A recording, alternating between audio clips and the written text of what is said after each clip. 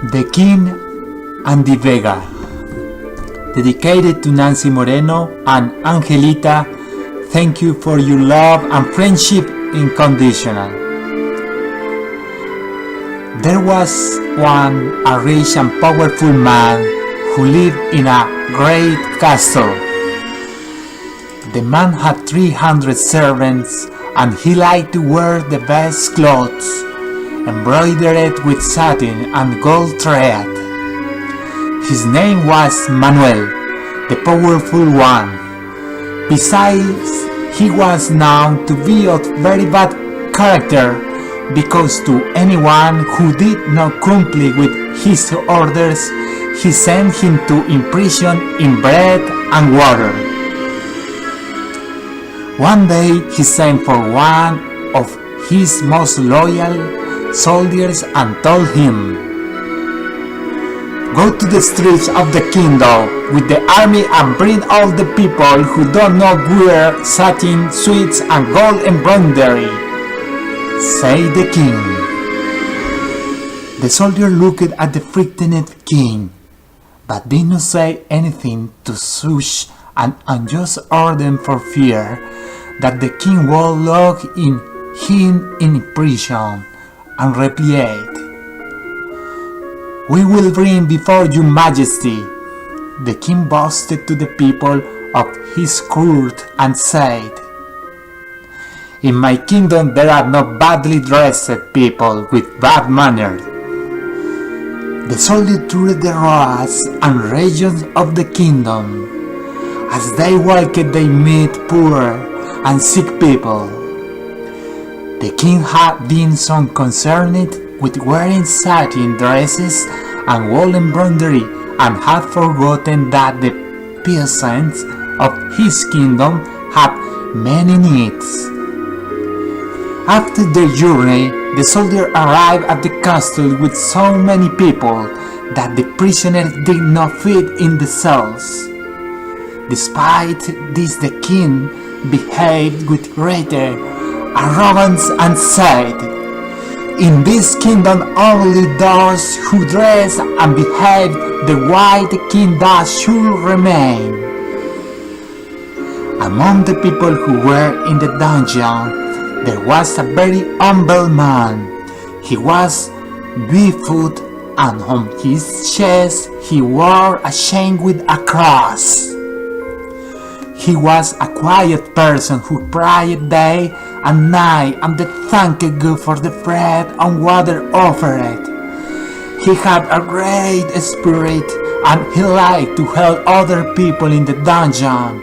He had the wonderful gift of God to help the souls and the bodies of the sick. One day the king fell ill. They sent for the best doctor in the kingdom, but none could discover the cause of his illness. The palace soldier heard that in the dungeons there was a man who cured the physical and spiritual disease of the people. His name was Joseph. One of the guards said to the king in his ear, "His Majesty, in the dungeons there is a man who can cure physical and spiritual disease." "That you have believed," said the king. "No poor man can cure a rich king of his illness," and he ordered that guard to be looked up in the dungeon. Meanwhile, in the dungeon, the number of sick people rose due to the scarcity of food. Joseph placed his hand on sick people, praying to God, and people got up revitalized and cured of their illness. The king was in a delicate situation. His heart beat more and more slowly, and not all the gold in the world could have saved him from his illness. When he felt his life hanging by a thread, he said to one of his guards, "How is it that the man who killed is called Joseph the Pious?" The guard replied, "Call him." Joseph was taken through the hallways of the palace to the king's room.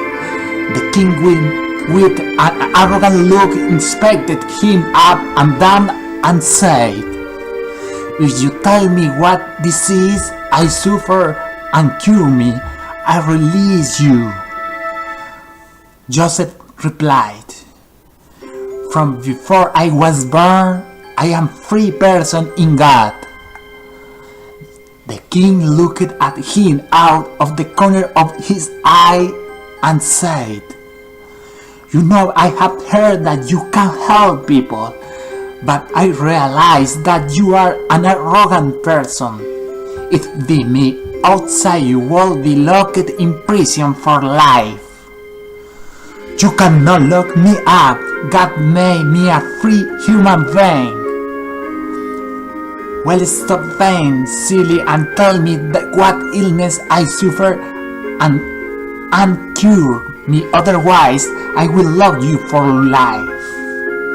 Joseph remained in silence, then laid his hands on the king and said, "You suffer from two serious diseases, one spiritual and one corporal.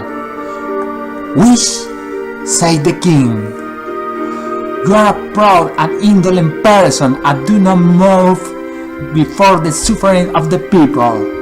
Due to this your heart shrinks more and more, and if you change you will die very soon." The king sent for his guards and asked that they lock Joseph in a cell without bread or water. A couple of days passed and the king's health declined. Joseph began to get sick due to lack of water. One night the king had a nightmare in it. He saw himself in the middle of the flames and he asked for help from Joseph, who was in a beautiful place full of the trees and rivers beautiful as diamonds.